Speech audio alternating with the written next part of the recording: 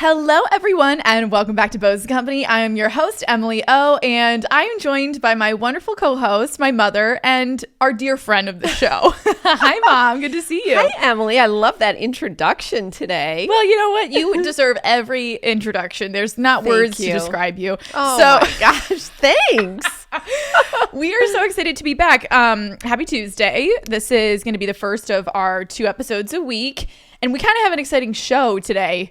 Usually, so Anne's like our go-to producer gal in so many different ways. Like, yes. You usually prepare questions or whatever. Mm-hmm. But I prepared them today. Wow.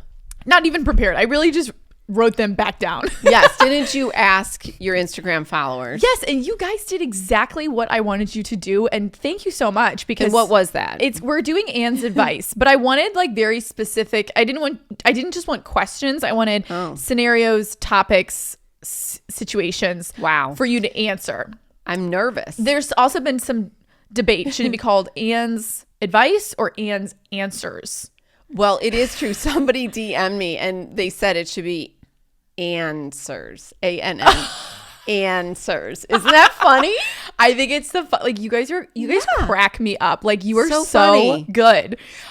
So we have a lot of questions and they need your help. Honestly, I am nervous. I mean, you shouldn't be nervous. So I'm just going to answer the way I think, and don't hold back. I won't hold back. Look at these. This wasn't even all of it. Oh my gosh. So we're going to do a 2-parter this week of Anne's advice. Okay. Answers. I love that. The person that DM'd me. That's really cute. Yeah. So we're going to break this episode up into 2 for today. And then for Thursday, we'll come back, which this is going to be, I don't want to like get ahead of myself, but I think this is going to be a good episode because like there's some good things that we have to answer. Okay, I have butterflies in my stomach because I haven't seen them. I don't know, but I'm going against Dad's first rule of sales, which is never to raise expectations. So I just raised expectations on the episode. But lower honestly, everything, lower every single expectation. Don't be disappointed with us. But so you haven't seen these questions. I'm gonna ask them to you, and you just need to like answer. Don't try and sugarcoat it because these women, the listeners, the ladies, they need your advice. All right, before we do that though, I know that you're in charge here, but should we talk about our bows and lows? Oh my God, yeah. Sorry, I was like You're so excited. I was so business because I like actually had come up with the script today for. I do want to say that I didn't put these in order or categories. So you're just it's going to be like your firing questions. That much. Okay, yeah. Let's talk about some bows and lows. And how are you? Well, I'm fantastic. I'm going to say, you didn't ask me, but I'm going to start with my bow, is that I cleaned out my closet. And listeners, ladies, when I say I clean out my closet, I couldn't fall asleep the other night because I was so excited reliving and thinking about how clean the closet is. Yes. My closet is always organized and neat. Mm-hmm. And I'm very good at purging. This was the mother of all purges. And I don't think I'll have any regrets. Because I normally don't. I rarely get rid of something and then think, darn it, I wish I hadn't gotten rid of that. Rarely. But there are 9 hefty bags. To me, that seems like a lot for somebody who cleans out regularly. I would say that's a ton. Yes, 9 hefty bags full. Laura doesn't know it yet when she comes tomorrow, but I probably should text her tonight to make some room in her trunk. This might have to be a couple trips because she'll be overwhelmed. Yeah, 9 bags full of stuff. Anyone would be overwhelmed. I'm overwhelmed. And when I heard it, I was like, and what's so crazy is when you go into your closet or when you did before you cleaned it out, it looked perfectly organized. Yes, it was organized, but I was just fearless. I just was, and I'm pretty much have been the same size for years and years and years. So not that I even had that many old things, but there are just some sweaters that if I have to look at that one more winter, and I haven't worn some of them, and some are still, I just was brutal. And I got rid of stuff, and it feels great. It looks amazing. And that was your whole Sunday. And you were working like an animal. You were. Dad and I were like, Ann, do you need any help? Mm-hmm. And you were like, I'm getting this done, which was a great giveaway bags. Yeah, a bunch of bags to give away. You know what? I didn't count those. It was the 9 bags are just for Poshmark. And then I think I had 3 or 4 bags that were giveaway. That's crazy. Yeah, and like if you go back in, it's still, I don't know, it looks great. I mean, I love your closet. I think it's so tried pretty. on, I can't stop talking about it or thinking about it. I usually do this, but I didn't let a single pair of pants go untried on. I tried on every single pair of pants. That's a feat in itself. Isn't it? Yeah. If you told me I had to put on every single pair of pants in my closet, Right. I would just be like, nope. No. So that's your bow. Oh, also, Yeah. you inspired Elizabeth and I last night to clean out our closets. I cleaned out my closet here at the house because I didn't when we moved in last year, I just like put all those extra clothes in that closet. So I hadn't touched or gone through it since last October. Right.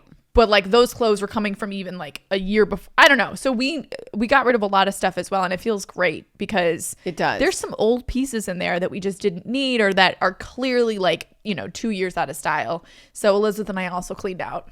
We're Yep. kind of following your lead with things and feeling very organized. It feels good. Do you have a low? My low is actually Dad's foot. Oh my God, this was crazy. This was crazy. We were sitting outside last week on our patio, and there was an aggressive bee. But it wasn't like, it didn't seem to have a lot of energy, but it was hovering and it was all around me. And I kept like batting it away and yelping and screaming a little bit. Like Right. It was really getting on my nerves. It was not leaving me alone. So I said, this is an aggressive bee. I'm going inside. About, I don't know, 7 minutes later, Terry came inside and he was stung 3 times on his foot. And his foot, everything's fine, but his foot blew up. It was disgusting. It was disgusting. It was disgusting. It still is It's disgusting. still disgusting. Like there looked like there was a serious problem. It Yes. was like he had to call the doctor. Yeah, he did a virtual visit, and the woman's like, "That's fine." She prescribes a steroid, but it's awful. Yeah. he does not have attractive feet to begin with, and then No. you throw a bee He's sting got on. weird feet. But we have to be careful about these bees. Well, and Because it's must on have been that a side hornet, terrace. maybe. Like it's not in the back. So then I was like, Dad, just like go sit in the other patio, basically. But he likes looking over the garden. Yeah. Well, and I don't think there are bees on the other side because there's no greenery or anything. Right. But that was my, by association, a low. I felt bad for him. I felt bad for him too, and it seems to be fine now. But in the moment, we were like, okay, like, are Right. you okay? And it wasn't, he iced it and did, I want to say baking soda. He kind of went old school. Okay, It wasn't until the next morning he woke up and his foot was all swollen. it was like it ballooned up. Yeah. I'm trying to think what my low is. I would say, well, my back and neck were killing me, but then we went to physical therapy yesterday and she needled my traps. I'm really working on trap health. I am. It's trap health awareness. It's trap health awareness, and I'm sure everyone Well- can relate listening to this because I was getting these like wrap around like headaches. Yeah. And so she dry needled my whole traps. Well, I have noticed when I look over at you, you're holding your phone up. If you're watching on video, I'm holding my phone up like this. Yeah. Because I'm just like in this ball and I have to just be more aware of my posture and my traps affecting my neck, which is affecting the back of my head, which is leading to jaw pressure and headaches. Your jaw is better. Yeah, my though. jaw's better. My jaw's better. I'm not letting it get bad. I'm staying on it and we're going to. Good. And then, I've been doing some exercises. I looked up some stuff. Oh, and I've just been trying excellent. to do that. Because, we Wow. got to nurture. You got to fix the problem, but you got to keep it up with it. Yes. And then didn't you, the physical therapist suggested, and you and I never followed up on this, maybe a tripod that sits on the desk or the table and you put your phone in it. I don't know if that would give yourself a break, but we also have those Bluetooth keyboards and you can just stick your phone in the slot and it's sitting up and then you have a keyboard as opposed to, curled up and hunched over, Right. holding your phone. Right. Can I throw in that I got a new phone? Oh, yeah, you got a new phone. I got the 17 Air. It is so light. I did get a new loopy case. It just came today. It's so because light you've been throwing it and dropping it I've everywhere. dropped it, I don't know, 6 times. It's like my hands and my body aren't used to the fact that I have a smaller one. It goes flying out of my hands. Yes. I love it. I got the smaller one. I feel like I'm going old school, backwards. Yes. Yeah, you did. You got the new phone. You and Yeah. Dad just like randomly got the new phones. Well, actually what happened is he ordered himself one then he ordered another one because he went to pick it up. So there was another, whatever. I benefited because there was an extra phone, and I wasn't really in the mood for one, but I really like it. Yeah, no, it is funny though, because like the first couple days, your phone was like flying out of your hands. It's like it floats. Yeah. It's so light. I'm telling you, we have been weighted down. Yes, yeah. Something that I don't think will ever get healed for me is my carpal tunnel. That's just unavoidable. Like it is what it is. No, don't feel bad for me. It's fine. Okay, it's all right. As long I think like I'm trap health awareness, and then the carpal tunnel, like. Yeah. It is what it is. That's good. You don't need two working hands. No. And then I would say my bow. What would my bow be? I don't know. I feel like we just had like a lovely weekend. Very big. Our photo shoot on Friday was amazing. Such a bow. My Lord. We had a new videographer, and then our wonderful photographer who we've worked with for years. But your setup, my God. I'm embarrassed that I said my bow was cleaning out my closet. How could I forget the photo shoot? No, it did seem like it was a while ago, but that was a bow. That was a lot more work. On Friday, all of our podcast listeners have been along for the ride when I got that one product in that wasn't quite right, but we rectified the situation and it's fantastic. And then we were waiting for something to come in, and it arrived the day before the photo shoot. This is something we've been waiting for. It's the plaid jacket. The plaid jacket, which if you follow me on Instagram, you've probably been seeing me posting up a storm. It's divine. It's better than I thought it was going to be. You know what? It is. It is. It's actually way better than I thought. So Friday was like the most glorious, stunning day outside, and we had the photo shoot, and I love the new videographer. And then he worked. Yeah. Who's calling me right now? Okay. We're running a here. show. Yeah. And then he worked so quickly and got me back everything over the weekend, which is great. So I've been posting teasers and stuff, but the new collection comes out this Thursday. So on our second episode for the week, it will be release day as well, which is also kind of why we're doing this two-parter, because, we need to be packaging. So we're going to do a big record tonight. Let's talk about the line. Well, first of all, my friend Kelly dropped off. She was like our set design person. I sent her an inspiration photo, and she dropped off in our driveway all sorts of things that we used as props, and I set up a little display in our backyard, and it looks like a barn. It did. It looked like a barn. It looked like we were hosting a harvest, and it was unbelievable. Yep. You also like just did it so quickly, and like the whole shoot was like, it was all just so streamlined, knock on wood, which was like so amazing. And like your setup was amazing. We got all those white pumpkins, which I think we're giving some to Claire and giving some to Laura, and you tied black bows on all of them to kind of tie off one of our products, which is a white pumpkin bag charm with a bow on it. Pumpkins sold separately. The white pumpkins are sold separately, but it was so cute. It's it's a petite line, but I kind of like these small petite lines that we're doing. Yes, we have 5 things. We have the adorable plaid vest. Yes, jacket. It's all autumnal. Yes, not vest. Yes, the little cute jacket. So adorable.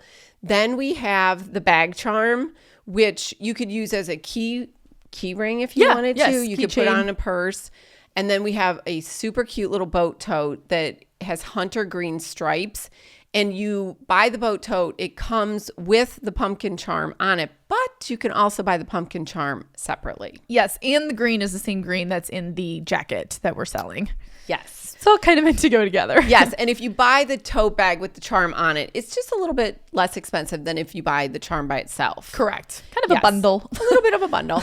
And then tell about the scarf. Oh my gosh. So I'm actually looking at it right now because we have it framed in our scarf holder on the wall in our studio, but we did a gorgeous silk scarf that I love. It's an original toile pattern that our graphic designer made, and it has the bow in it. We did it in black and white. I think this was like a year ago, a year and a half, 2 years ago. 2 years ago. And I've always loved the pattern, and we've sprinkled it on some other things as well. And so we are doing a autumnal fall version of the silk scarf. If you own the black and white one, you know what I'm talking about. It's brown and white, and it's a little bit of a smaller size as well. And as we all know, scarves have been so in this season. Yes. I mean, we are seeing them everywhere. They are taking just the fall fashion by storm. So right.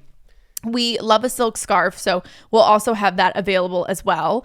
And it looks really cute tied around the little tote bag. Yes. And if you notice in the photo shoot, we saw this somewhere, and I think it's really cool. We tied it around your hunter boots. tied it around our hunter boots. Adorable. We You were could going do to town with the ways that we were tying it. Yeah. Tying it around the tote. Obviously, so many different ways to wear it around your neck, on a purse, your wrist. It's just Up in a effortless. ponytail. Up in a ponytail. Yes. So that's the other product. And then the last item is a new needlepoint kit, which we're really excited about. Mm-hmm. And that is a little cup and saucer. It's so cute. With a bow on it. Pink. It has a bow on it.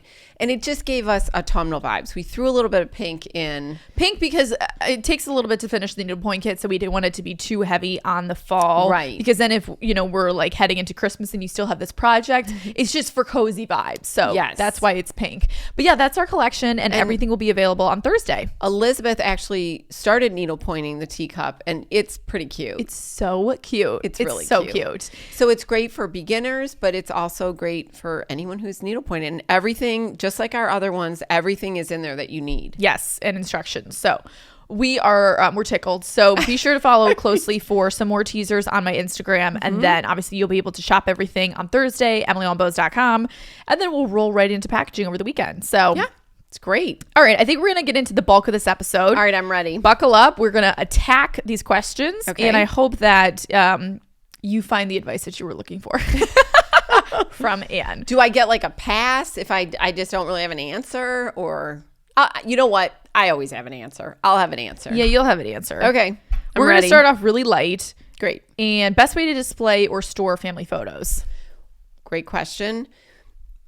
Now everything is digital. So I think that I always did photo albums. I printed out the ones that mattered to me. And each child had their own photo album. So at the end of, it was usually in May before school was over, I make sure I updated it for the year so that eventually it was my mom's idea, when like Claire got married, I could just give her all of her photo albums, and it wasn't like I was breaking apart family albums or something.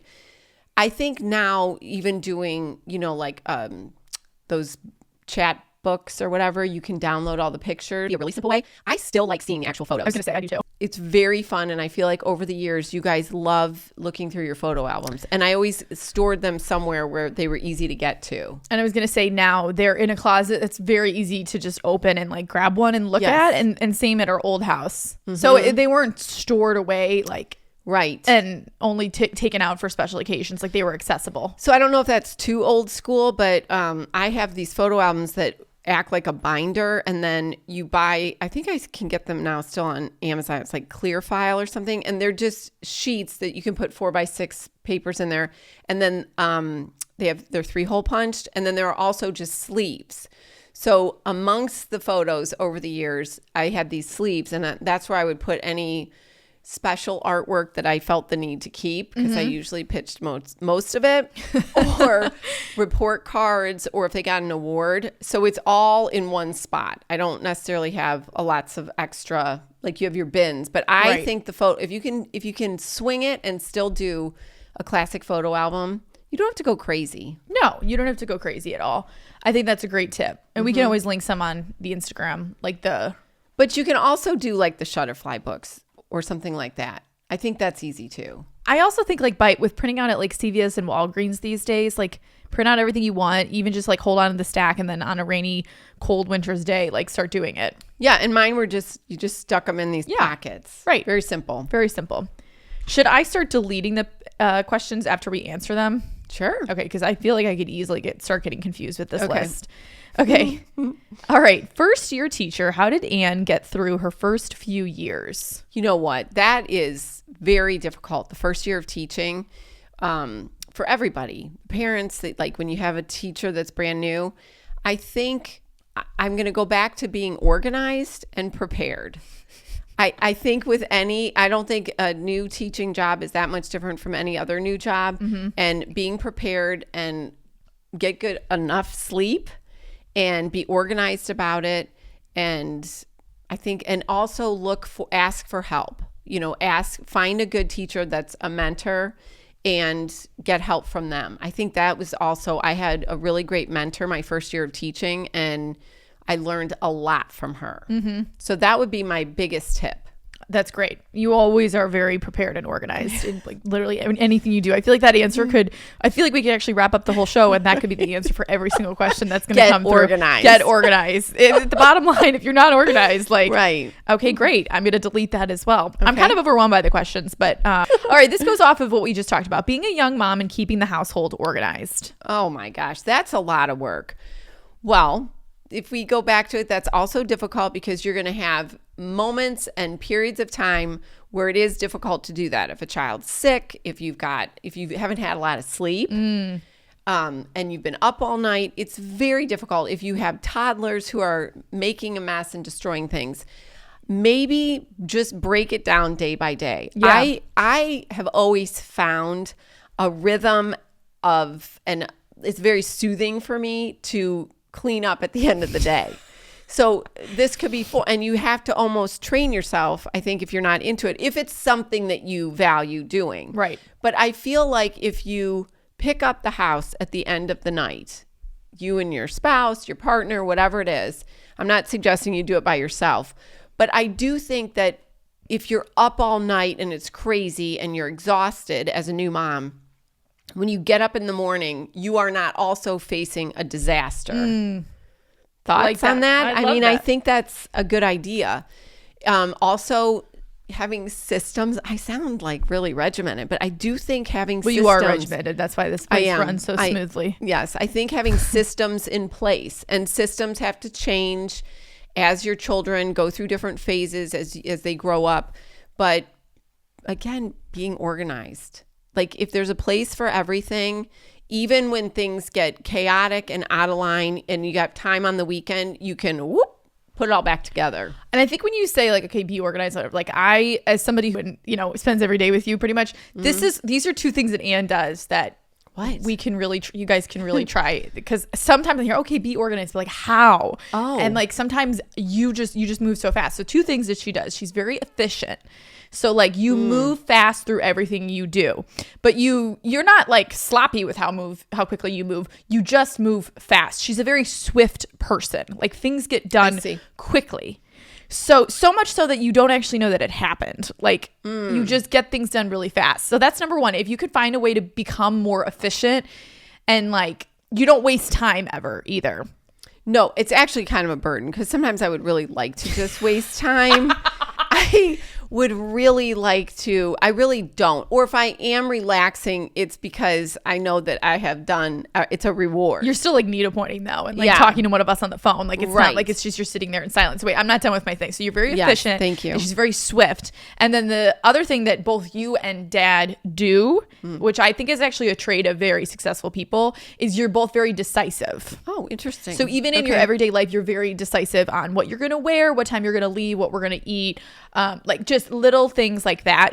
They make decisions really quickly. Mm-hmm. Those are two things that I don't necessarily do, but I'm trying to get better at. Oh, okay. That's good to know. So those are maybe like more concrete things to help you guys. And maybe if I could kind of go a little bit further with the new mom thing, it's a mindset. I mean, staying at home and raising our daughters was my full-time job.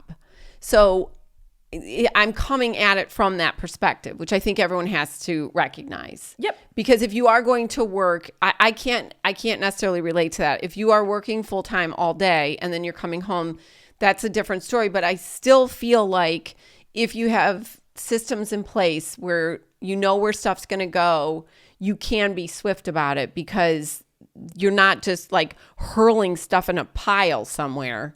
You know, or it could be in a pile for a few days and then you've got a system and you put it away. Right. So I don't know if that kind of helps, but I do think the home has to be treated if you want it to run smoothly. I feel like you have to have a system and a rhythm to it and a place for stuff and make it approachable for everyone. And then as your children get older, there's a system like, this is where we put this. Like you guys can play and trash the basement and go to town playing. But when it is time to clean up, you have to guide them. And that was never easy, helping you guys. Like you'd have to sing that cleanup song. We did. And I would time them. I mean, it was, I was on them because the last thing I wanted to do was just clean it up for them because then nobody ever learns. There was a lot of, I'm going to use the word training, but there was a lot of looking back on our childhood, like training. And you never were like, I'm going to pick this up myself. Like you guys, you can play store and house and teacher and all those things. But like, if we're having people over, like the basement needs to be clean. Right. And so we knew that. Another like example that, because I'm just trying to give more concrete things as somebody who was, you know, the daughter of these systems, like growing up, obviously this changed more so maybe in like when we were all in college, but like growing up, dinner was always at 6. Yes. So that was a system that was in place, that dinner was always at 6. And like we were all eating the meal that you made. We're not making 6 different No, I didn't meals. think about that. You're right. I got to see the questions ahead of time. So I'm just filling in with stuff. You made one amazing home cooked meal and everyone was eating that. And you're not making 5 different meals because somebody doesn't like this. So that kind of goes back to that training. Like dinner's at 6. Dad showed up at 6. We sat down at 6 and we were all eating the same meal. You know what? And that is a great point. And it did save. I know a lot of people that were like short order cooks and they were making different things. That's exhausting. Yes. It's hard to feed your family. And so I think that I did it just to be simpler for me. Like there's one meal. And of course, there were nights that somebody hated the meal. But you had to, you have to have a bite. You have to have a bite of what I made. Right. Nobody has to clean their plate or anything, but everyone has to try it and have a bite. Right. That's another system that I was thinking about as well. Yes. Okay, if anything else comes to mind, because I think those are maybe good concrete things. Yes. That you do. Right. And I think it's going to be interesting when Claire and Connor have the baby. Like, I feel like stuff's going to be triggered. You know, like I'll remember things from when she was little. I can't think, but I just know that the new moms are tired. I mean, you're tired for years with kids. Is like, did you do anything to like not be tired, or you were just tired? You just I've said this before, especially when you have a brand new baby, you need to sleep as much as you can. Like you might think, oh, I want to try and get this done, or I want to do this. You have to sleep because you don't know what's coming tonight. Great. If you have a great night, that's awesome. Then you got even more sleep. But if you are sleep deprived, you cannot do anything. I don't care how many systems you have in place. It's not going to work. Right. So you have to sleep. You have to sleep. You have to find a way to sleep. All right. Another great answer. Okay. Delete. We're really high production here. Okay. Anne, how did you make your religion something meaningful in your girls' lives? Well, that's a beautiful question. System. Again, it is a system. I know the answer to this. It's routine. We went to church every single week, and it's something that we made a priority. It's very difficult to do, but my parents would also be at the same mass. So I had a lot of help. And because it's hard when getting everyone out the door. It was almost easier like with a baby because there's just one. But then when you're trying to get more children, and then you guys would go to PSR, so you'd go to Sunday school. And it was just part of the routine. It was every Sunday. It's there was not even out. a question. It was always every Sunday. Yes. And you did make it fun. Like we would have, when we got older, and weren't in Sunday school, we'd get to go to brunch. Right. And then this continued probably up until, I'm saying this every single Sunday, until COVID hit. Because I was in high school going to brunch with you guys, every single Sunday. Yes. And we make church a community event. Right. And we have family around. So even if you don't have family around, when you start going to church regularly at the same mass, we sat around in the same seats. And then my mom had a good idea because Elizabeth got a little difficult. She did not want to go. When she was 2, she took off running down the aisle and Dad had to chase her up on it. I was sweating. There's a lot of sweating with Elizabeth because I just couldn't believe these things were happening. She was crazy. Or she'd yell out. So you have to, also the flip side is if you do go to church and there are children there, always be so supportive and aware because that is so much work to bring children to church. Anywhere. Anywhere. But then my mom had a good idea and we moved up closer so that Elizabeth could see everything more. I think it helped tremendously. Oh, I didn't realize that's why we moved up. Oh, you're right. Was Joyce's idea. That and it was a so good smart one. because we were so close and you would watch it more. Yes. So it became more interesting. It's like anything else. It's like going to the gym, prayer, church. It's you just have to make it a priority. And of course, if you miss and you're traveling, whatever, but I just made it a priority, and we were a team about it. You guys always were a team about it. It was like everyone was getting ready for church, and you must have been so tired. So too. tired. Like And if you went out the slept night before, it's tiring. Oh my God, I didn't even think about that. That's crazy. And you had to get all three of us, and we were still always matching too. And Alyssa's screaming. Yeah, good times, guys. I'm telling you, I think it helps though. It's unifying as a family. Another thing that Anne does do and has done forever, she just does not give up. Like if we didn't want to go to church or whatever, doesn't matter. Get up, we're going to church. Like, I don't care if we are going. She's steadfast in it. And I will thank say, God you did that. I'm so grateful. Oh, good. Thank you. Oh, good. I'm so grateful. It's major foundation. Again, these are just my feelings, our family's feelings. But for our family, it's such a major foundation, very unifying. To me, it's like learning to read is to have a faith. Yeah. And something to fall back on when life does get difficult. But I just think it's hard. It's hard to do that. Also, like, I think there was like a lot of, not sacrifice, that's like a strong word, but like I know a lot of people, and this can be controversial. It's not actually, when I do that, it's like not actually controversial. God, I love you guys. Is a lot of people do like sports on the weekends. I was going to say so that. They're like, well, we can't. Well, that's a choice. And you always were like, well, we didn't have any major sports superstars that needed to be gone on a Sunday morning.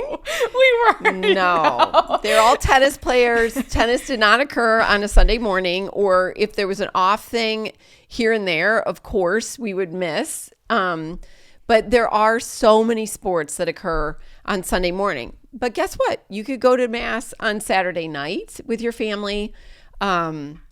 I remember the other thing is just trying to get involved. Like, you guys, you did not like it. I didn't force you to do it for very long because you hated it.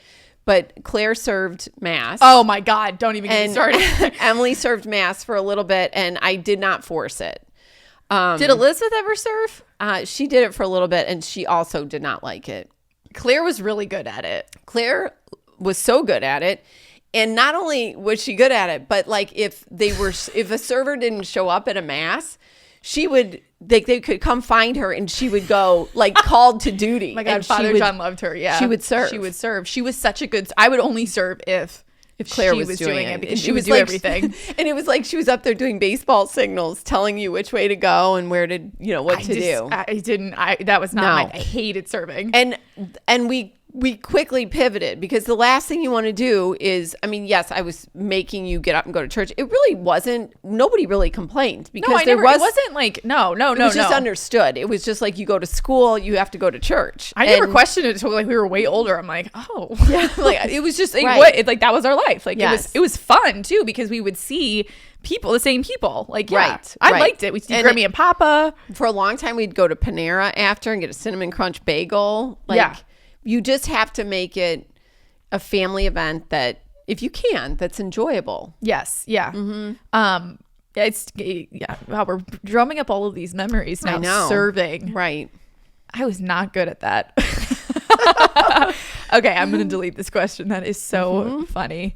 All right. I have been dealing with a lot of stress lately and would love to know how she handles stress. Ooh. Well, that's a great one after church. I feel like prayer and faith of some sort really helps.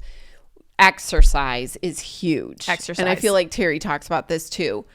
Even anything like when I am stressed out or upset, well, my go-to, I'm going to talk. Okay, if I'm really stressed out, I have to talk. Yeah.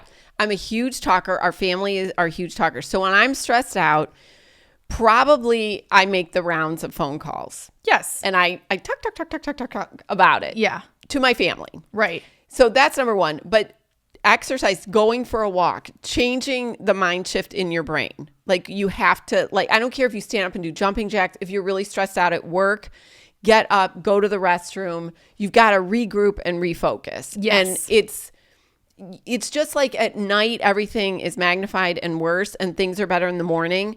Just getting up and walking switches your mindset a little bit. So I would say when I'm stressed out, it's those types of things. Deep breaths. Deep breaths. I sometimes just go, like, if I'm in a situation, I just like go to the bathroom and just take deep breaths. Yes, deep breaths are and when you take deep breaths, you can't really think about anything else except breathing in and out. So you could do that in a meeting. You could do that sitting. You could do that with a 2-year-old who's having a complete breakdown in public.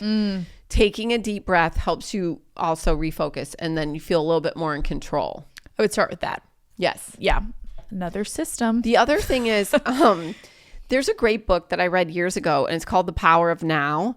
And I oftentimes think about that when I am worried, or I don't really use the word stress out. I tend to it's sort of just like a worry for me.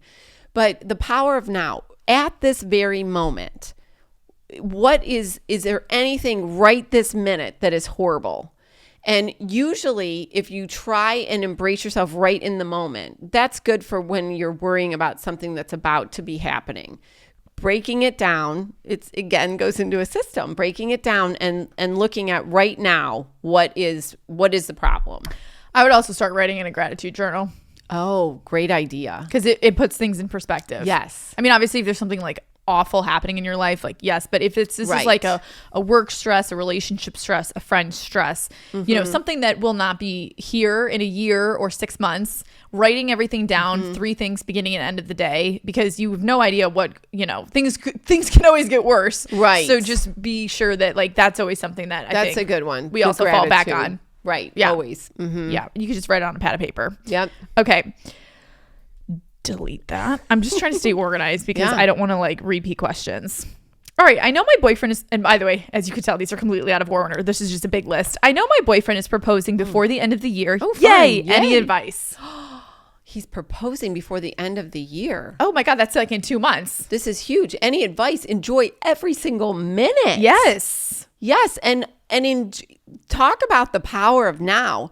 Enjoy that moment. Enjoy being engaged. Like, yes, you have to plan the other stuff, but give yourself time to enjoy that event that's happening. That's thrilling. Congratulations. That's so exciting. What a way to end the year. Our bride to be. We're so excited. Yeah, I might follow up. I'm actually going to find this girl know. in my DMs and I'm going to like follow up before the end of the year. That's very exciting. I would just say like soak it up and don't like I would be someone who'd be like, oh, I hope I look okay for like whatever. Just get your nails done, but Oh, you know what? That's number one. Get your nails done. Keep us updated. Yeah. All right.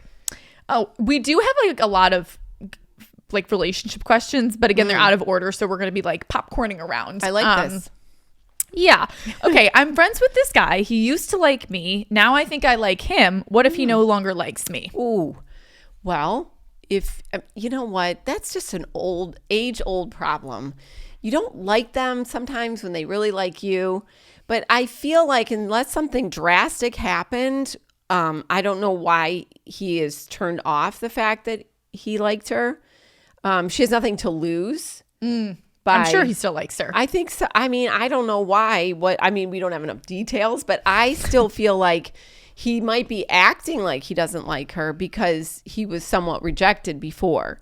So I think that she should maybe put some signals out there that she is interested and open to getting together. Yeah. Or invite. I mean, I think at this point, because he did like her and she didn't like him and now it's vice versa, I think she needs to invite him out to do something and make it pretty clear so he's not confused. Like, make it pretty clear that I think that I like you. Yeah, and he might have just been feeling rejected. And so he's now like just trying to protect his emotions as well. Right. But and it does take time. Like, okay, maybe you're like, at first you're like, you're friends, you work together, whatever the case is. And then maybe now you see this person in a different light. Do you think they should wouldn't that be appropriate if she said, hey, would you ever want to get together for a drink? Yeah. I mean, if you know for a fact that this person liked you beforehand and you were not into it, my guess is that unless something happened, and again, I'm going to need more details with these scenarios. This is where we all can improve as a show. Like, you need to send more details because we'll dive. Yeah. Unless something happened, this man probably still likes you. Yeah. He's just put a protective barrier around him and unless he's in a relationship or something like obvious. But I would reach out. Yeah, I would definitely reach out. I don't think that you can expect him to all of a sudden ask you out. You're going to have to do it. Yes, because if he did try to pursue you, it was clear that it wasn't working. I could see why he didn't want to overstep. Right. Or he didn't want to get hurt or whatever the case is. Yeah. Maybe he still wanted to be friends with you. I mean, it seems like you guys are still kind of in contact. Right. As friends, maybe. I think she should reach out to him. I think you should reach out to him. You could be normal about it. You could be like, oh my God, let's go do something, or do something Right. in a group setting. Yeah. Yeah. Great. Perfect. Let us know how it goes. Please keep us updated. That's the thing with this is I need follow-ups, you guys. I do. All right. I think we're heading into some like relationship questions. What are the key characteristics you think are most important in a partner? It's kind of a loaded question. Okay. That's a good question though. I think a lot of the main core things have to be aligned.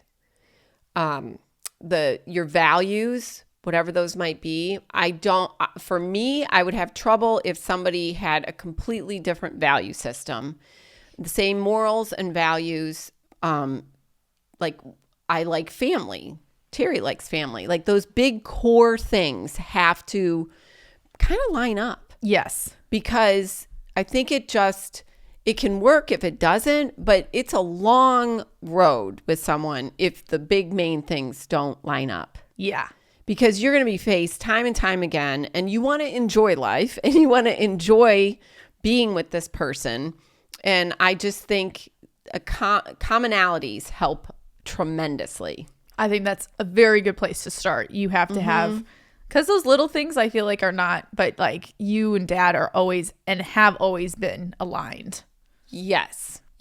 So for sure. We're going to get more questions. And you can work through, I have more to say.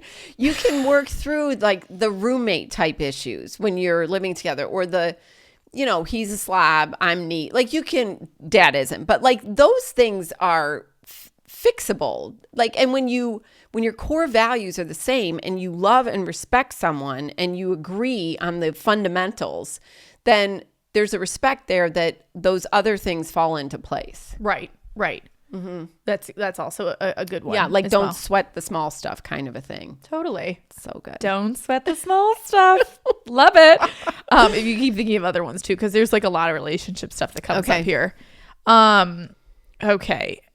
Hold on. Let me go find them. Well, just do the next one. That's okay. Okay. Let me delete this. Mm-hmm. What music to use for a dinner party with girlfriends? Ask Elizabeth. Elizabeth has the best playlist. You might too. I should make one for you guys. Yeah. I think the two of you. We usually handle music. And Claire probably has it too, but Elizabeth has a playlist that's called the Hawaii playlist, and that's like what we use at the lake house. Yeah, we created it when we went to Hawaii like all those years ago. Yes, and she adds to it and whatever. My go-to, but I'm older. I'm in my 50s. My go-to is like a 50s type vibe. But that wouldn't be was this lunch with girlfriends? This is a dinner party. I actually do have a pretty concrete answer for you. If you guys go onto Spotify, there is a playlist called Martini Hour. Yes. And that's going to be the best songs. It's like very Nancy Myers, light, Michael Bublé. Just listen to that. Okay. Get Spotify perfect. if you don't have it, because that's always my go-to. Like if people are coming over and you're freaking out and you're trying to get ready, put on Martini Hour and you'll be fine. Okay, great. Yeah. Perfect. All right. Awesome. Check. You know what? That was kind of more of a question than I was able to answer. Oh, this is good. What white paint color does Anne use in her home? There are so many shades of white. Thank you. There are so many shades. I love distant gray. That is the color of the outside of our house. Our old house, the whole interior is distant gray. It's a Benjamin Moore paint. Our lake house is all distant gray. I've used it in a number of rooms in the house here. But I went a little softer in some of the rooms here. I used Chantilly lace and white dove. All from Benjamin Moore. Yes. Because that was always distant gray, can't go wrong. Chantilly lace, and there's a white dove and a dove white. One is Sherwin-Williams and one is Benjamin Moore. Really, both of them are fine. I went with the Benjamin Moore one. Perfect. This is the kind of stuff that we needed to know. Yes. White paint is overwhelming. I would imagine. Yeah. Yeah, it really is. It really is. And it can lean so quickly gray. Yeah, beige. I mean, there's so many yellow, undertones. So many undertones. Yes. Isn't that the truth? Okay. Staying in shape after 50. Oh my gosh. It's difficult. It's very difficult. Again, consistency, I think, is key. I like to walk. I think whatever you do, just make sure you do something that you like, because it makes it very hard to keep doing it. Right.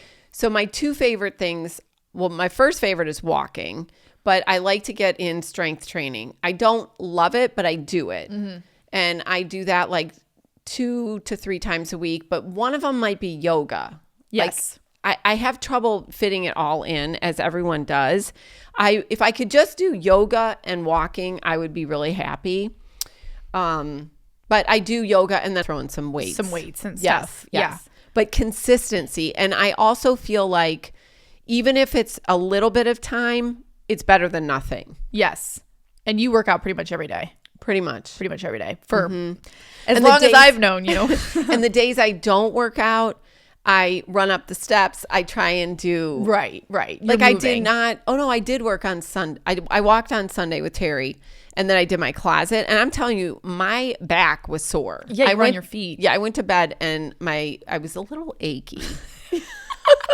So an Epsom salt bath is also good for that. But it is, you have to keep moving. Even if it's just 20, 30 minutes a day. Mm-hmm. Keep it moving. Yes. What is that saying where it's like anxiety can't hit a moving target? Oh, I haven't heard that. I like see it on TikTok, and I think it's so funny. Or like you can apply it to anything. Like stress can't hit a moving target, and that's so true. Like, well, it's so true. And there's some statistic that Dad told me that like walking with your best friend, going on a walk with your best friend, maybe he just said that because he wanted to go for a walk with me. I don't know. But going for a walk with your best friend, the benefits are just through the roof. Through the roof. He would know the stats on it. I just know I feel good after I go for a walk with Dad. Yeah, you guys walk all the time and you talk. Yes. Yeah. So getting a friend, sometimes it's nice. I do like to walk alone too, just because you need a little space.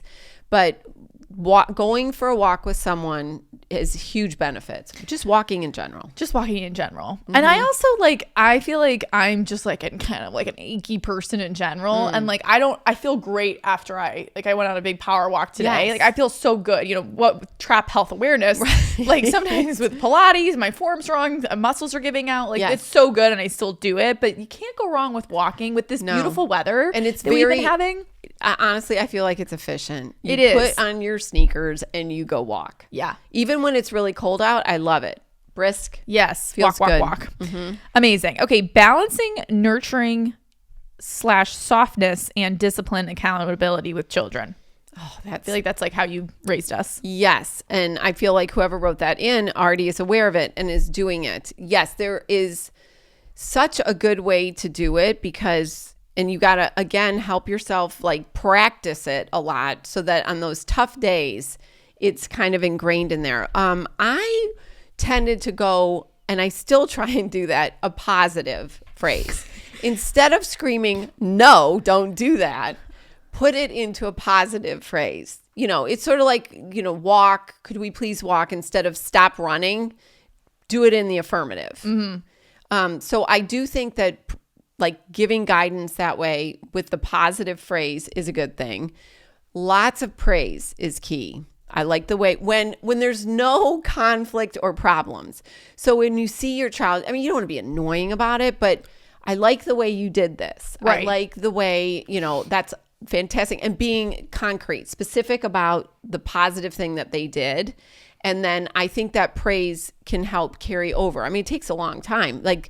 Telling them to say thank you. I feel like it took years without me saying, what do you say? Right. But constantly doing that so that it gets ingrained. And it's very difficult because you want to give up on a lot of those little things. Yeah, you probably want to blow your head off if you have to say one more time, say thank you. Yes. Kid. What do we say? And I would always say, okay, what do we say? And it's so it was that tone too. Yeah. Oh my God, that was what do we say? Please say it. When are you going to know how to say it? It's been years. It's like brushing your teeth. I just remember that took, I would have to say, especially to Elizabeth, I'm I didn't make up the hygiene rules. Right. I didn't make this toothbrush. I don't like to do it. Right. But you this is society telling us, like, Right. you have to brush your teeth. And I always know, like, if we didn't want to go to school or whatever, the phrase that would come out, you know what it is. You go, it's the law. Yeah. And we'd be like, whoa, like, it's the law. It was never like, well, maybe. No, it's the law. And you're always like, you have to go to school. I would go to school and be like, did you guys know that this is, like, against the law if you don't come? Like, we just, like, there was just phrases that I remember. I also think, like, the kids never ran the house. Like, you and dad, like, you were in charge. Like, it was like, obviously if you want to go do something for sure, but, like, I don't know, maybe that could be a problem these days, like, where they... Well, you don't, right. Like, you're not, I was never trying to be your friend. I had my own friends. I didn't need a 6-year-old friend. Like, you're there to guide them and teach them and, like, do it with tons of love. Yes. Like, and over the years, I mean, I've said it numerous times. Nobody loves you more than us. Yes. Like, we have nothing but your best interest at heart. Yes. And I think that... I also think there's, like, a level just as, like, the person, as the daughter, like, you need your kids to be, like, a little afraid of you, like, not that they can't come to you for anything, but just that, like, respect and that, like, reverence. I don't know if that's the right word, but, like, you are the adults, you're the parent, you know more than them, like. And I do think when you're saying that, like, coming to talk, I was really big, and I still am, which I think is so crucial as you have adult children, is communication. Yes. Like, just talking things through, not bottling stuff up or passive aggressive behavior. Like, you have to communicate. You also did a lot of one-on-one time if you have more than one child. It was Yes. like you made an effort that, like, each of us were, it wasn't always just like, okay, all of us together. You would take, so that, made it, like, easier sometimes to talk about things. Yes. And I would do that. That's also difficult. But if you can, even if it's just driving in the car with one of them and having an opportunity to just that time to talk together, it doesn't have to be huge, or I'm going to go tuck, Emily into bed, and you are just with Emily and you read to Emily and you talk about the day. Right. Also, like, we had a lot of fun too. Like, we were always doing fun stuff. Like, I think, like, sometimes that can maybe, like, we were always having so much fun. Mm-hmm. Like, that's good. Yeah. No, I'm not just saying that, but, like, there was, like, this definitely this mix and this balance, which is kind of what the question was: nurturing / softness and discipline and accountability. I feel like you're good. Like, I feel like you got that. I feel like, he or she summed it up perfectly. Yeah. Like, that's it is a balance. It's a balance. Yeah. Like, I feel like you're gonna be good. It can't all be fun. No. So you've got to balance that with, control, and not control, but, like, a system, and there's rules, and it's not it's not a free for all. It's not a free for all. Yeah, I feel like this person has the balance. I feel like you do. Pivoting, appliance recommendations, specifically oven and laundry.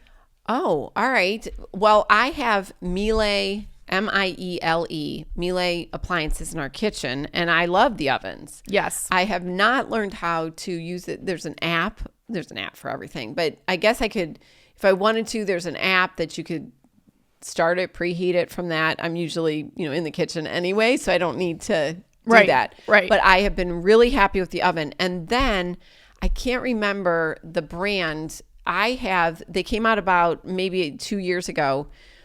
Right outside of our primary bedroom. It's the stackables, but it's one piece. And I love it. Yeah. Because I've always stacked the washer and dryer and they have to attach it, but now there's actually one whole piece. Mm-hmm. I couldn't tell you the brand, but I love it. Yes. Okay, great tips. Yeah.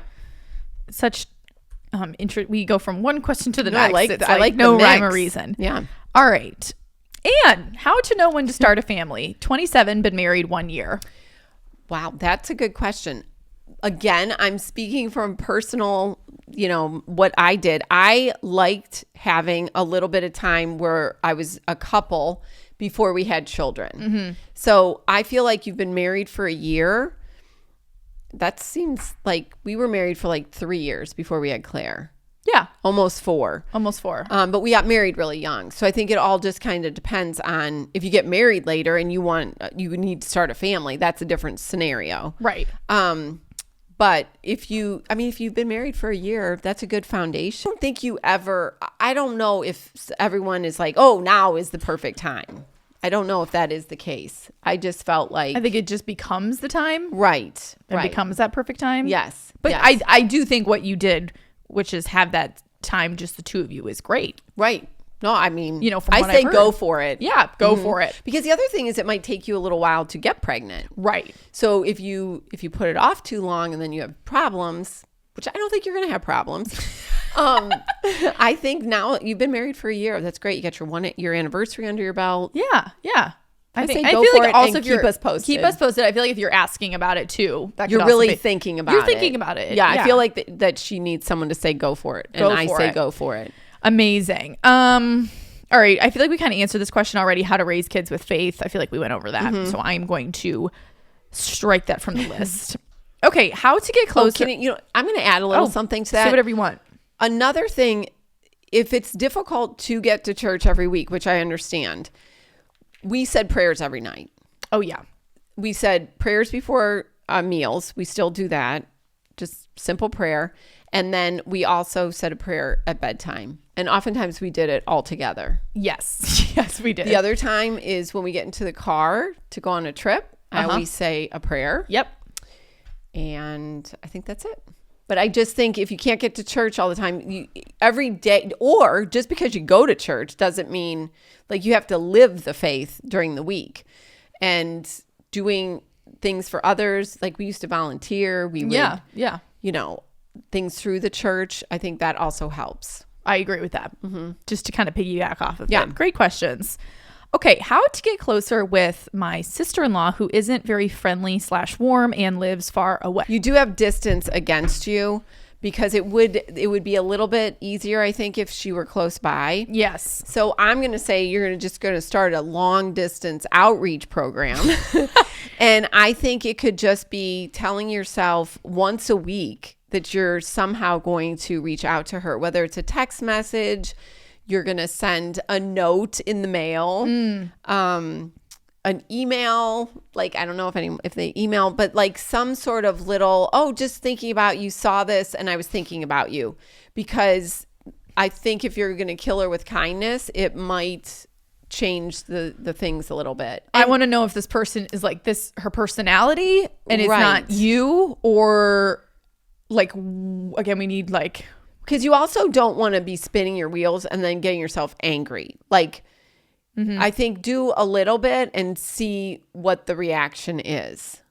And it doesn't have to be, because maybe she really has a whole bunch of things going on in her life. I'm making up a whole scenario right now. I'm right there with you. It has nothing to do with you. She just, her life is so full with other things that you are low on the totem pole. And so if it's going to be a nuisance to her, you don't want to, but I do think if there's a hope there, and maybe also your husband yes, could help a little bit with this. I kind of agree with that. Like this could be a team approach because I don't, so I think a little bit of an outreach with your husband might be a good thing. Yes. Send a selfie. Oh my gosh, we were just thinking about you. Yeah. Like a good balance of reaching out, but not too much. Yes. I think so that that's she great. knows that you care, but you're not like smothering. Right. Right. I actually think that was the same person who asked about when she should have kids. Oh, okay. Yes. And I think she also asked this question. So yeah, I do remember some things. How did Anne decide whether to stay at home or work? That's a great question. I actually had lunch today with a friend, and she was saying that she ended up staying home, and she had always thought, she never once thought about staying home. I, however, was the opposite. So it wasn't too big of a decision. I always wanted to be a teacher. And then someday, if I was able to, I always wanted to be a mom. And if I was a mom, I wanted to stay home if I could. And I would have done whatever I could have to stay at home.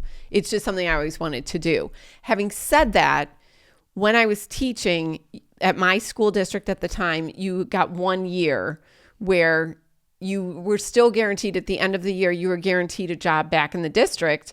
It might not have been the same position that you held, but it was kind of a nice feeling. And a lot of schools do that when you go on your maternity leave and then you say, I'm going to take whatever time is in your contract. But when that year came to the end, I had to sign something kind of relinquishing, like I'm not coming back. I remember that day vividly. And it's sort of like a part of you.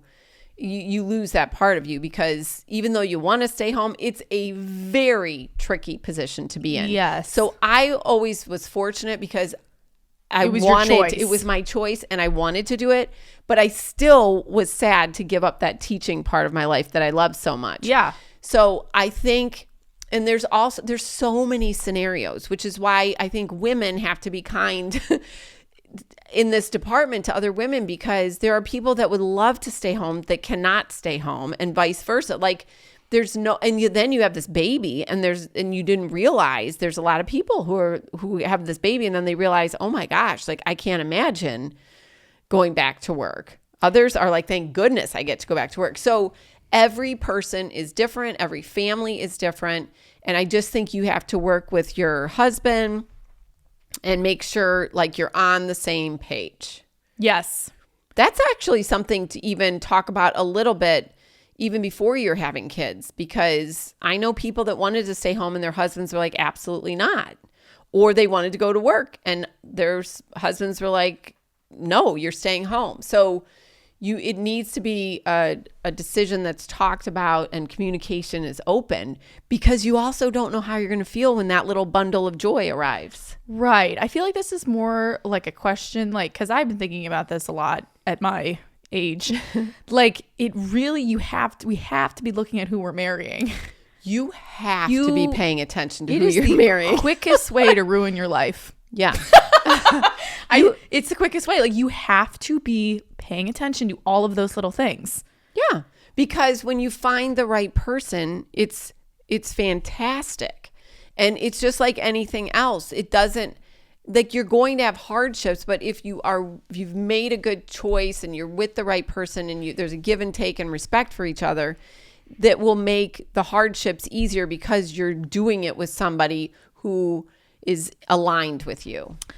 I was also recently talking to somebody who I will not name, and she was kind of talking about, she recently had a baby and then she went back to work, and she said, I just don't feel like my identity is as a mom. I still feel like it's in my job, and she has a really big job. And she kept kind of saying like, my identity is this job. And I kind of just looked at her, I'm like, you're just you. Like, right. You're all of those things together. And I think that people, maybe as she's gotten older, like this was so much of who she put her worth into, but like she's like good at a lot of other things, or like, right, you work and you're a mom, like you're all those things, right, which is good. Yeah, you don't have to just be one thing. No, and no one expects you to be one thing. No, yeah, but I do think yeah, that seems hard to It is hard. Yes. But you always wanted to be a stay-at-home mom, so I think that the decision was easier for you because you made that choice. I'm going to stay home. It's not like someone was telling you. Yes, I made that choice, and Terry was along for that. He also would have been, if I said, you know what? I've been at home. I can't deal with this anymore. I need to go find a job. We would have worked on that together. Done that as well. Exactly. Yes. And it can change. Yeah. Like you could get your kids into school and you're like, I need more. Like I was very busy. I did a lot of volunteer work. Yes. Because I wanted to be active and always doing something. So you have to, but you're so right, Emily. You have to be with someone who is going to go along the journey with you as things change and things in life come up. You have to be a team. Right. You have to be a team. There was something else that I was going to say, and now it's eluding me. But I think this is all. Well, there was a lot of these questions that came up. Oh, just the fact, like you, which I'm sure a lot of people who are listening who are stay-at-home moms do, like you treated it like a job. Yes. Instead of, so like it was always like, it was like your, I'm not wording this correctly, but like it was your job, and I don't know. Well, I think there is a perception sometimes that, oh, you're just a stay-at-home mom. I never once thought that, nor did Dad. No. Like that was never, it was a choice. I knew that had I stayed in teaching, I had a master's degree, a principal license. Like there were so many things that I could have done outside of the home Right. if I wanted to, but I wanted to do what I was doing. Right. And I was fortunate to have somebody who was on the same page with me and agreed. Yeah. So I never ever felt like less of anyone because I chose to. It's actually a very feminist move because I picked what I was doing. Thank you. I needed you to say. I was trying to think of that conversation that you had. Tell that story. If we want to go back to religion, my favorite nun who taught me at our high school, she was still there. She's still alive. Early on, she had me come speak to a bunch of, it was a teacher's conference and I was teaching. It was before I had Claire. And I think I was expecting Claire. And she said, well, oh my gosh, are you still going to keep teaching after you have the baby? And I said, no, I'm going to stay home. And as I'm saying it to her, she was so proud of like what I had accomplished. I'd written a book. I was doing all this teaching stuff. And I was thinking, okay, and she said, good for you. Like, you know what you want to do. And that is a feminist type. Don't listen to what anyone's saying. And honestly, her saying that for the rest of my life always stuck with me. Yeah. And she's like, you're choosing to do this. Like, so embrace it. It's the work that you want to do. Right. Right. You've always told us that story too. So whatever it is that you want to do, just choose it because that's the, and do it 1000%. And do it with your partner. Like and everyone has to have respect for each other and that's what works for your family at this time. And it might change over time, which is fine. Totally. Yeah. Yeah. Yeah. But no, I always approached it. It was a job. I had a well-run household. Not that you can't, but I loved it. I loved every minute of it. Yeah. And I do think that it's hard when I think it's the women who are working, the women who are not working. Like, all of it is important work. It's all valuable no matter what. Yes. All right. Feel like we covered that. Delete. Okay. We're going to end this episode with this last question. And then we're going to continue recording and sitting in these chairs, but I'm going to re-intro for Thursday. So I probably could have released these back to back, but I'm trying to stick to the schedule. No, I like it. All right. In a healthy 7+ year long relationship, but no ring in sight, how long do I wait? I am 28 years old. Oh my gosh. 7 years. But she's only 28. My initial reaction is this isn't going anywhere. But I feel bad. But I don't think it is. 7 years. It's not like... What were you going to tell? Well, really run for the hills. Like, it's not happening. Like, I'm trying to be nice here, but 7... I know a lot of people end up being together, but like... It doesn't sound... We don't have enough information, but I don't feel like we have any indication that it's moving forward. She said no ring in sight. Oh my gosh. She said... that it's over. End it. Done. No. Start running. No. For the hills. 7 years. It's not like you're 22, 28, and no ring in sight. That's no way to live. Because I'm not saying that everyone just... But she clearly wants to be engaged. Based off of this question. And it's not happening. It's not happening. No. So get out. Run. And the reason I say that is this is indicative of how this person is going to operate for the rest of their lives. And this is not a team approach. This is not a team approach. You're waiting. You're waiting. It's your choice just as much as it is his choice. It's a team effort. Yeah, it's not happening. And he doesn't seem super interested. And he likes the way he's got everything he kind of wants. Yeah. And it seems to be fine. Why would he change it? He doesn't have any real ambition for much more out of the relationship. If there's no ring in sight, we don't have a plan. We don't absolutely not. That's a strong statement. Insight. That's a lot. Yeah. I think this person knows deep down. And I think it's going to be hard. And then once you do it, if you were to run, you will be happier, I think, in the end. I think also, like she said, in a healthy relationship, guys, we're going off of one sentence. We have to be giving us more details. We actually have no idea. When we do this the next round, no, we do have an idea. I'm saying we're based off of the words that are using in a healthy 7 year long relationship, but there's no ring in sight. Like, we're contradicting ourselves. But I think she also doesn't want to dismiss the 7 years that she has spent with this person. So I mean, it doesn't seem super healthy if we have no ring in sight and no talk. And how long do I wait? That waiting part. Like you don't It work sounds for like him. you've already been waiting. Yeah. And you, there's nothing, he's not listening. There's no team approach. I think we're done. I think we're done. And I think that you got to call it off. Yeah. And it's going to be hard. You're going to be heartbroken. And I will tell us a you, follow-up. I hear like, people over the years who dated someone for years, and then they finally decide to break up because it's not going anywhere. There's no ring in sight. And then shortly thereafter, they meet someone, and lickety-splickety, it all happens. If it's the right person, it moves along. Right. And I'm not saying that you need to, just going off of this person, I'm not saying that you need to get married or have a ring to Right. be happy and be all those things. But if you're saying you Yes. clearly do want a ring because you said it's not in sight, and you just said, how long do I wait? So you Yeah. want marriage, you want that commitment, you want a ring. Yes, we're just answering this question. Exactly. If somebody wants to live and be with someone for years and years and neither get married, that's fine. But this person is not on the same page. One person wants marriage and the other person in the relationship does not want marriage or Right. does not want marriage with you. Right. And I know Right. those are harsh things to say. Yeah. But please keep us updated on that. I know. Okay, and I think let's end on a high for Okay. Tuesday's episode. And then we will come back with you guys. Wait, can I add one more thing? Because I Honestly, feel talk like as long as maybe you want. we were kind of, we don't know also if this person has actually talked. If this person has not talked to their boyfriend about getting married, that's a different story. Okay, we didn't consider that. Yes. If the boyfriend and her have not, I can't believe in 7 years they haven't, but let's just say she has not sat down and said, where do you see this going? What's the plan? Do you have like, what are you thinking? If she hasn't done that, then that's a different story. Mm-hmm. Because he might think, I doubt it, but he might think she likes it just the way it is.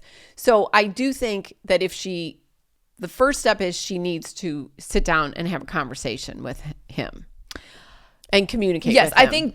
I think communicate as well, but then also know that like 28 years old, they're not dumb. He knows like Right. this is kind of the next step. And if that person really wants to marry you, they're going to lock it down. Yes. So we're gonna Yep. kind of let you down easy. But yeah, I'm assuming she's already talked to him we have about it. we have a fabulous community here where you can continue to write in with that journey as well. All right, we're gonna end on a high.